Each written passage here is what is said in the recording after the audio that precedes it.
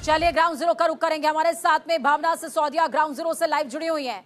भावना, अरविंद केजरीवाल की मुश्किलों में इजाफा लगातार देखने को मिल रहा है। न्यायिक अभिरक्षा एक बार फिर से बढ़ा दी गई है, क्या कुछ है एनआर अपडेट?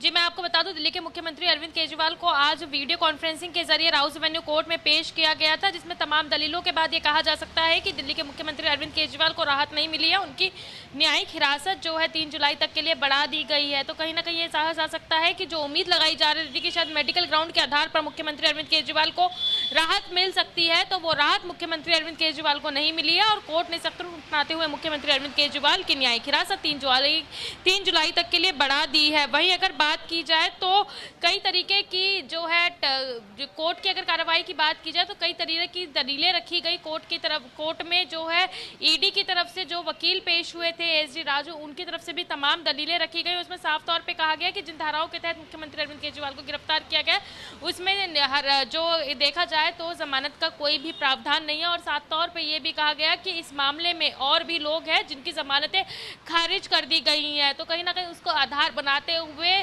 कोर्ट ने फैसला लिया और मुख्यमंत्री अरविंद केजरीवाल को राहत ना देते हुए उनकी न्यायिक हिरासत 3 जुलाई तक के लिए बढ़ा दी गई है। भावना, लगातार कहा जा रहा था कि आम आदमी पार्टी एक तरीके का मेडिकल ग्राउंड क्रिएट कर रही है, क्योंकि अरविंद केजरीवाल की अगर सेहत की बात की जाए तो उनका स्वास्थ्य लगातार डाउन हो रहा था, उनकी जो तबीयत थी वो लगातार नासाज हो रही थी और उनका वेट भी कम हो रहा था काफी। क्या इस पर भी सुनवाई हुई है क्या इस दौरान? जी देखिए, मेडिकल ग्राउंड को लेकर ही मुख्यमंत्री अरविंद केजरीवाल की जमानत अर्जी जो है कोर्ट में लगाई गई थी, तो उसी पर ही जो है तमाम तरीके की चर्चा हुई थी। और साफ तौर पे कोर्ट ने भी जैसे पहले भी स्पष्ट कर दिया है कि मेडिकल बोर्ड बनाया जाएगा, उसमें वो मेडिकल बोर्ड जो है दिल्ली के मुख्यमंत्री अरविंद केजरीवाल की जांच करेगा और उस हिसाब से उनके लिए जो भी बेहतर से बेहतर दवाई होगी वो मुहैया कराई जाएगी। तो कहीं ना कहीं देखा जाए तो मेडिकल ग्राउंड को लेकर जो दिल्ली के मुख्यमंत्री अरविंद केजरीवाल लगातार राहत की उम्मीद रख रहे थे, तो ये जरूर कहा जा सकता है अब वो राहत मुख्यमंत्री अरविंद केजरीवाल को नहीं मिली है, क्योंकि साफ तौर पे ये कहा जा चुका है कि जो सेक्शन 45 है उसमें दोहरी शर्तों का प्रावधान होता है। और कोर्ट ने जमानत देने से पहले जो जिस तरीके से संजय सिंह को जमानत दी गई थी, तो उसमें साफ तौर पे ये भी कहा गया था कि किसी और मामले में इसको आधार नहीं बनाया जा सकता। तो बाकी आधार तो नहीं बचे थे, लेकिन जहां मुख्यमंत्री अरविंद केजरीवाल के पास एक मेडिकल ग्राउंड का आधार बचा था वो भी कहीं ना कहीं खत्म होता नजर आ रहा है। और मुख्यमंत्री अरविंद केजरीवाल को कोर्ट ने जमानत देने से इनकार कर दिया, उनकी न्यायिक हिरासत 3 जुलाई तक के लिए बढ़ा दी है। बिल्कुल। भावना, क्या इस दौरान आपकी आम आदमी पार्टी के किसी नेता से, मंत्री से बातचीत हुई? उनकी तरफ से कोई अपडेट आपको मिल पाया है क्या कि आगे क्या करने वाली है आम आदमी पार्टी अरविंद केजरीवाल के लिए? जी देखिए, मुख्यमंत्री अरविंद केजरीवाल के लिए जमानत के लिए आम आदमी पार्टी ने जहां पहले अभी राउस एवेन्यू कोर्ट में अर्जी दाखिल की थी और राहत नहीं मिली है, तो उम्मीद लगाई जा रही है कि आगे लीगल टीम से डिस्कस करने के बाद शायद आम आदमी पार्टी हाई कोर्ट का जो है वो रुख कर सकती है। लेकिन अभी किसी भी तरीके से ऑफिशियल डिक्लेरेशन आम आदमी पार्टी की तरफ से नहीं आई है। लगातार इस मामले पर चर्चा चल रही है। लीगल टीम जो है तमाम शीर्ष बड़े नेताओं से डिस्कस कर रहे हैं कि आगे क्या कदम लेना है।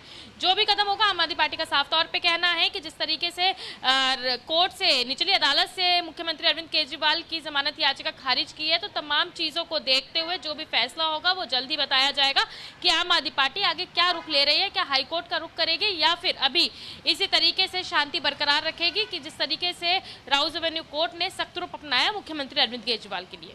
बिल्कुल। भावना, अगर बात की जाए 3 जुलाई तक न्यायिक अभिरक्षा को बढ़ा दिया गया है, तो उसके पीछे क्या दलील दी गई है यहाँ पर ईडी की तरफ से? क्योंकि अमूमन जब भी पूछताछ बाकी रहती है या किसी तरीके की क्रॉस क्वेश्चनिंग बाकी रहती है तभी हिरासत को बढ़ाया जाता है। जी देखिए, इसमें जो ईडी की तरफ से मेन दलील दी गई है उसमें साफ तौर पे ये कहा गया है कि विजय नायर जो है वो मिडलमैन का काम कर रहे थे। उसमें बिच्छू बाबू और अभिषेक मोई पिल्ली जो है वो बिजनेसमैन थे, इसलिए उनसे मुलाकात हुई थी। और साफ तौर पे ये भी कहा गया है कि सीबीआई जांच में ये पता चला है कि केजरीवाल ने 100 करोड़ की रिश्वत मांगी थी। तो इसी को आधार बनाते हुए जो है ईडी की तरफ से इसी को लेकर तमाम तरीके दलीलें जो है कोर्ट में चली, जिसके बाद कोर्ट ने फैसला लिया और मुख्यमंत्री अरविंद केजरीवाल को राहत ना देते हुए उनकी न्यायिक हिरासत 3 जुलाई तक के लिए बढ़ा दी है। बिल्कुल, बहुत शुक्रिया भावना हमारे साथ जुड़ने के लिए, अहम जानकारी साझा करने के लिए। तो भावना सिसोदिया जुड़ी हमारे साथ में, जिन्होंने साफ तौर पर बताया कि किस तरीके से अरविंद केजरीवाल की न्यायिक अभिरक्षा में 3 जुलाई तक के लिए इजाफा कर दिया गया है। और इस बीच जो एक मेडिकल ग्राउंड क्रिएट करने की कोशिश आम आदमी पार्टी, या यूं कहें कि अरविंद केजरीवाल के वकील की ओर से की जा रही थी न्यायिक अभिरक्षा से छूट के लिए, वो भी मेडिकल ग्राउंड भी कहीं धीरे धीरे खत्म होता नजर आ रहा है।